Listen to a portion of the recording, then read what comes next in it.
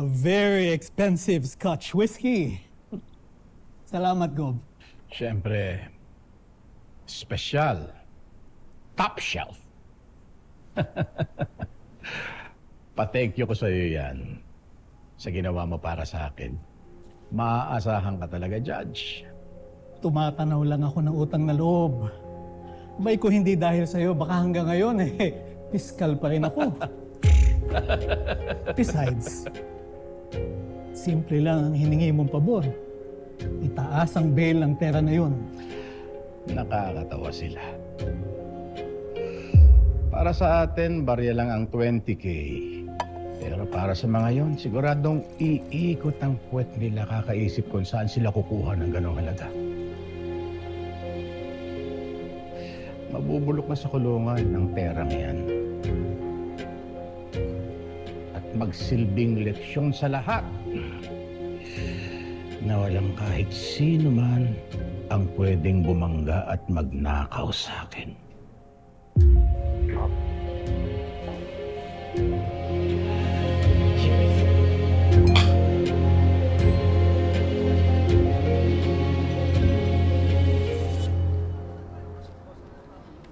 Kapro sasanla ko sana itong tricycle ko sa'yo muna Mag-iipon muna ako ng pantubos. May jeep pa kasi ako, Javier Anin ko naman yan. Kahit na, i-boundary mo na muna. Hindi naman kailangan ikaw magpasada Kung gusto mo, ako rin papasada para sa'yo. Babayaran kita ng boundary. Kailangan ko lang talaga para pampiyansa. Alam mo naman. Bili na po kayo pansit para kay Tera. Gawa po ni Naimon na to. Dali! Bili na po kayo pansit. Ate, baka naman. Pansit yan. Bili po. Mga kadistrito, bili na po kayo kung kailangan niyo po na maglalaba, maglilinis, kahit ano pa. Kayang-kaya po namin yan, kahit ano pong trabaho. Apo. Pasensya na kayo, ha? Medyo malaki kasi talaga ang kailangan pang piyansa kay Tera, Kaya, eto, kahit anong trabaho, kahit ano, gagawin namin, kakayanin namin. Ito po pansit, oh. Ay, salamat. Thank you po. Ay, mukhang masarap yan, Maria. Mona. Ang ganda ng naisip mo, Pero alam ko ang pinagdadaanan nyo. Kaya may naisip kami para makatulong kay Tera. Bilang matulungin din yung anak mo, kami naman ang tutulong sa kanya. Okay. Naisipan ko na magpaikot para kay Tera. Nauna na kami dito, so kami naman ang tutulong. Mga kadistrito, okay ba sa inyo yan? Okay ba, ha? Okay. Tera, tama.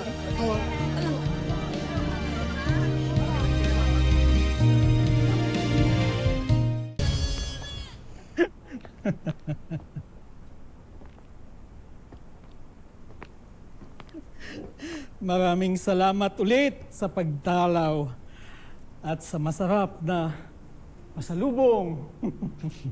Anytime, Judge. Anytime. Magandang araw po, Gob, Your Honor.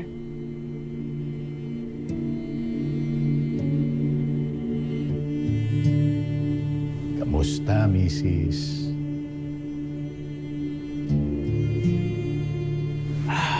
Balita ko.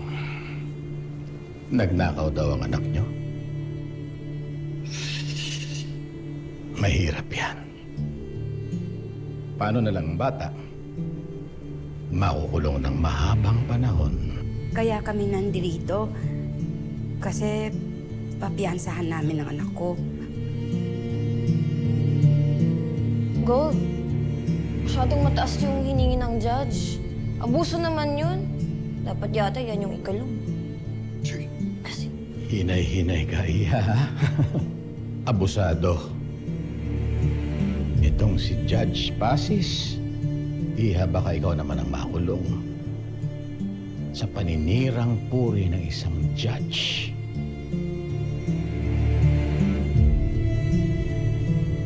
Mikil ka nga. Baka lang malalang yung lagay ng kaibigan natin sa mga pinagsasabi mo. totoo naman, hindi ka nang hiningi ang piyansa, no?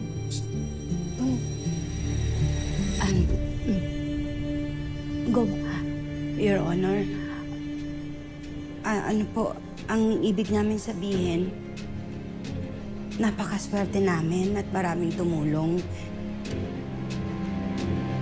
Ito po, kumpleto na po ito. Magbabayad na kami sa cashier.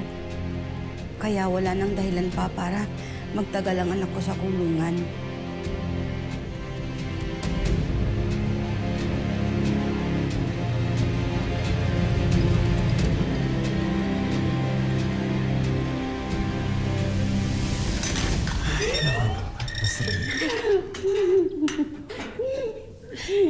Patignan nyo rin yung anak nyo. Sabi naman kagabi, may nagsasalitang daga.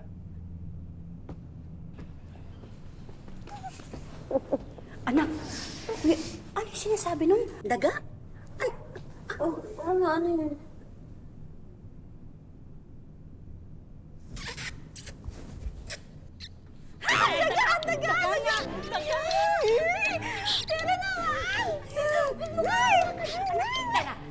Wag mo hawakan na! Nagkakasyalan ako!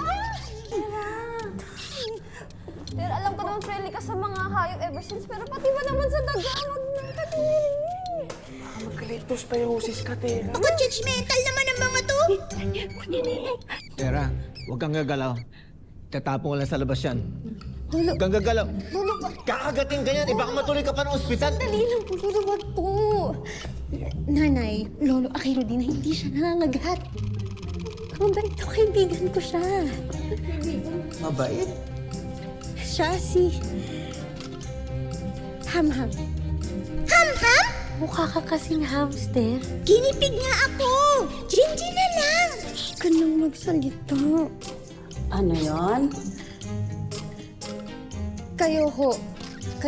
Ang ibig kong sabihin na wag na ho magsalita kasi uuwi na ho tayo, Nay. Sa bahay na lang ho tayo magkwentuhan kasi ayoko na ho dito. Ayan na ho. Isasama ko ho si... Okay na, meron naman ang bago. Ano gagawin mo? Buisit! Buisit! Buisit! Buisit! Nakapagpiyansa pa yung Tera na yan! Ikaw naman kasi, Dad. If I was there, I never would have let her gotten away. Tumahimik ka nga kami. Hindi ako maaaring kumilos doon. Maraming tao. Masisira ako kapag kontrahin ko yung proseso. Gamitin mo nga yung utak mo!